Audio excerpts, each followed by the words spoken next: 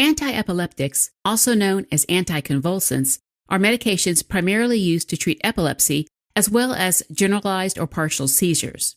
On rare occasions, these medications can be used to treat mood disorders. Now, the most commonly used antiepileptics can be subdivided based on their mechanism of action into four main groups: sodium channel blockers, calcium channel blockers, GABA inhibitors, and GABA analogs. In addition, other medications can be used as antiepileptics, including barbiturates like phenobarbital and benzodiazepines like diazepam, which are primarily used as anxiolytics and sedative hypnotics. Now, let's focus on sodium channel blockers first. These medications work by blocking voltage-gated sodium channels, eventually inhibiting excitatory neurons from firing action potentials.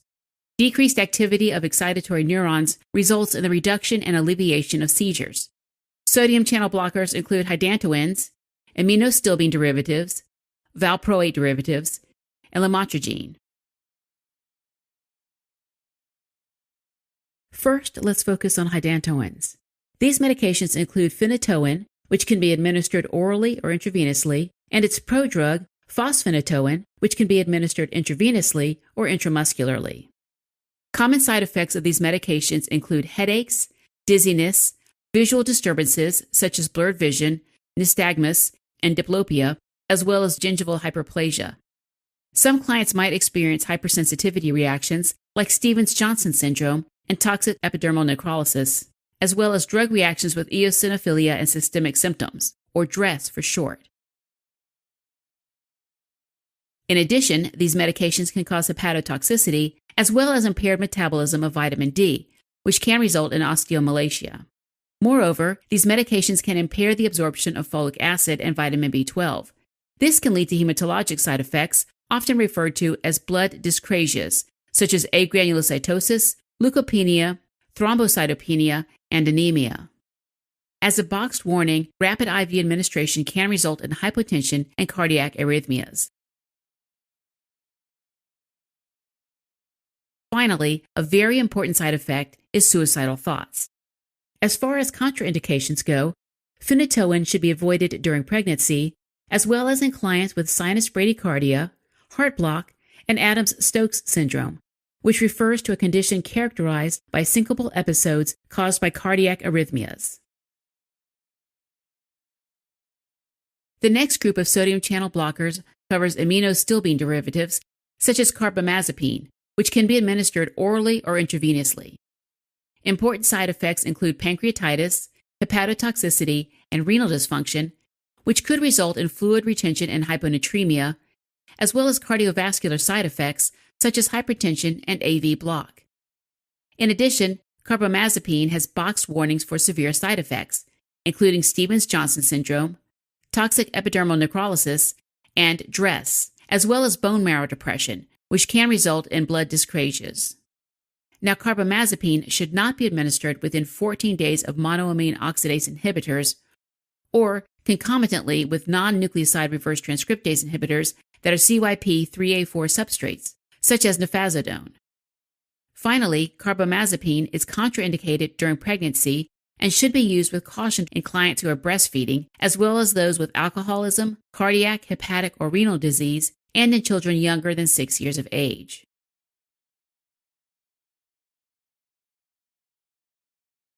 The next group includes valproate derivative forms called valproic acid and sodium valproate, which can be administered orally and intravenously. Now, in addition to working as sodium channel blockers, these medications can increase the concentration of gamma-aminobutyric acid, or GABA for short, which is one of the main inhibitory neurotransmitters in the brain. Ultimately, this results in decreased seizure activity. The most common side effects are gastrointestinal problems such as dyspepsia, nausea, vomiting, diarrhea, and constipation. Some clients might also experience hematologic side effects like thrombocytopenia and leukopenia, while others can develop DRESS.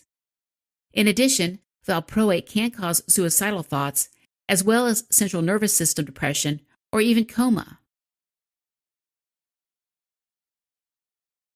Finally, it's important to note that valproate has boxed warnings for pancreatitis and hepatotoxicity, as well as regarding fetal toxicity, since valproate may result in congenital malformations, especially neural tube defects.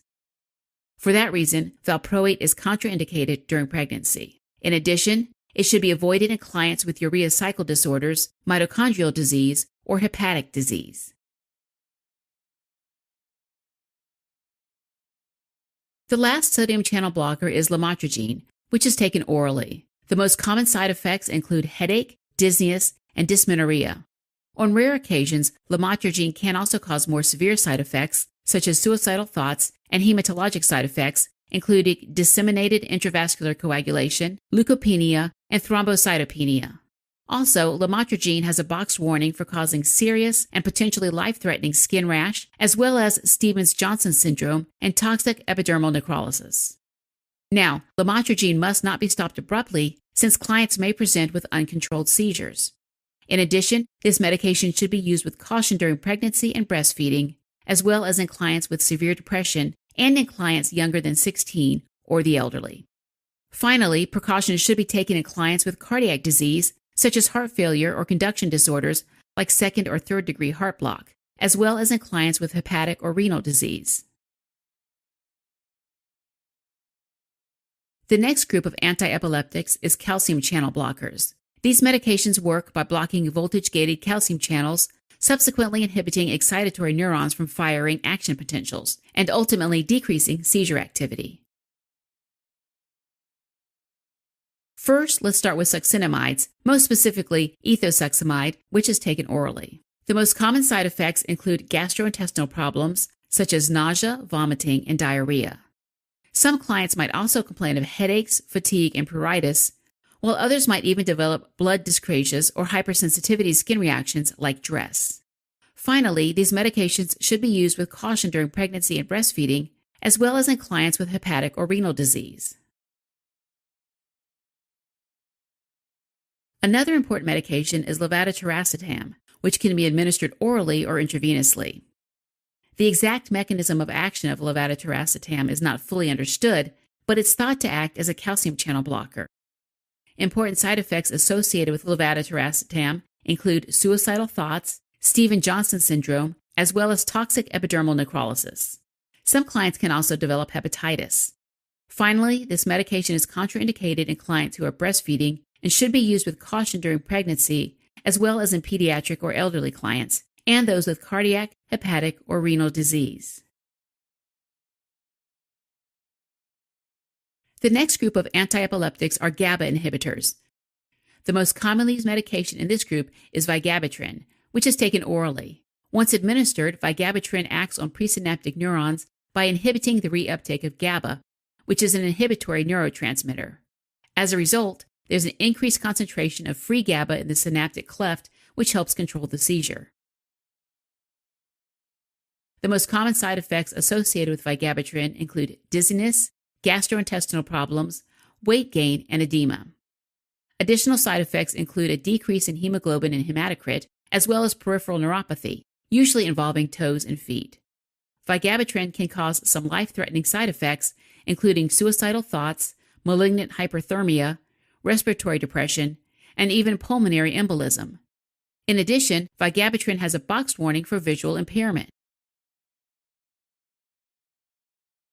Regarding contraindications, this medication should be used with caution during pregnancy and breastfeeding, as well as in children younger than 2 years or elderly clients. Finally, precautions should be taken in clients with hepatic or renal disease, as well as in those with a history of psychosis or depression. The last group of antiepileptics are GABA analogs like gabapentin, which can be administered orally. Although the exact mechanism of action is unclear, gabapentin is structurally similar to GABA, so it may exert an inhibitory effect that ultimately helps control the seizure.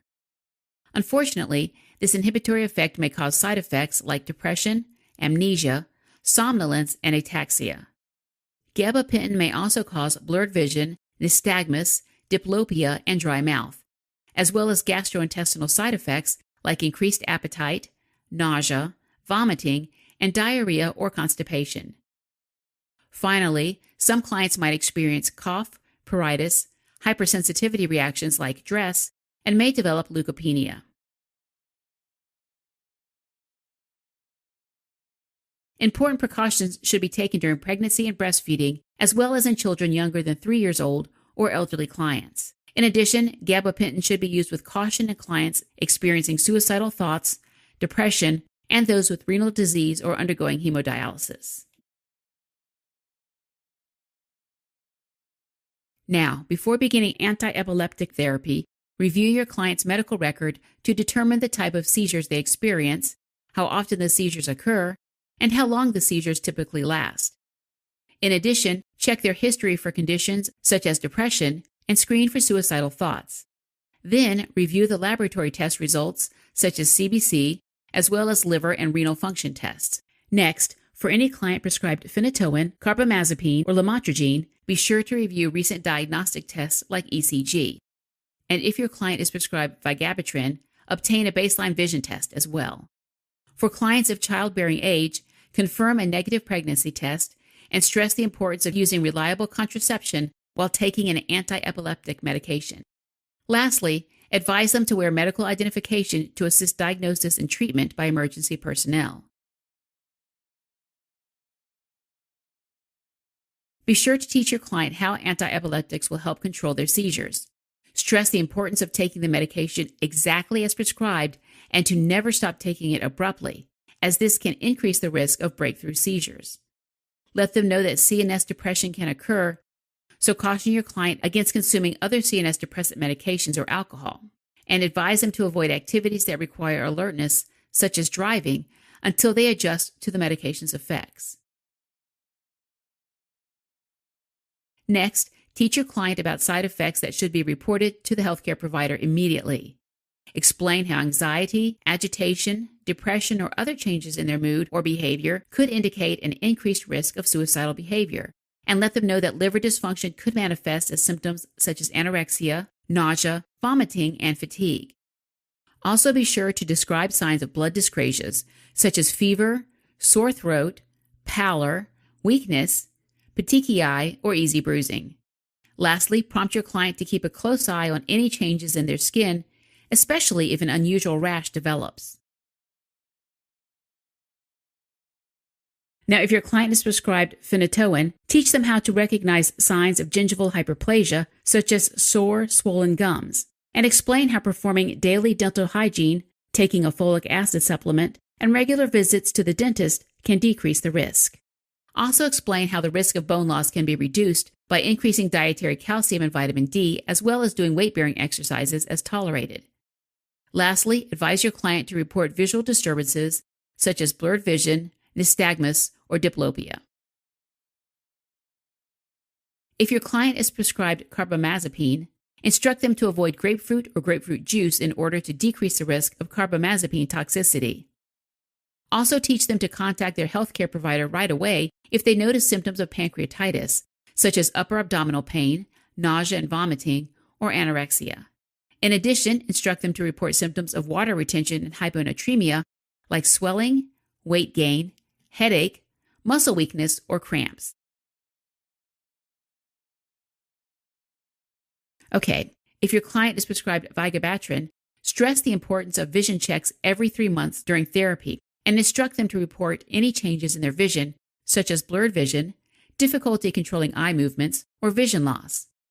In addition, teach your client to report symptoms of peripheral neuropathy, such as a feeling of burning or numbness in their toes or feet. Finally, be sure to closely monitor your client for side effects by regularly monitoring your client's mental status, mood, and behavior, as well as CBC, liver, and renal function tests during treatment. Evaluate for therapeutic effects of a decrease in seizure frequency, severity, and duration. All right, as a quick recap, antiepileptics are medications that are used to treat seizures. There are 4 main classes of antiepileptics: sodium channel blockers, calcium channel blockers, GABA inhibitors, and GABA analogs. Sodium channel blockers suppress action potentials by blocking overactive voltage-gated sodium channels, while calcium channel blockers reduce seizure activity by blocking voltage-gated calcium channels. GABA inhibitors inhibit the reuptake of GABA, an inhibitory neurotransmitter, and thus increase its availability in the synaptic cleft. And GABA analogs are structurally similar to GABA. Side effects of antiepileptics include central nervous system depression, hepatotoxicity, blood dyscrasias, and suicidal thoughts. Nursing considerations are focused on assessment before administration, client education about serious side effects, regular monitoring, as well as evaluating the effectiveness of treatment.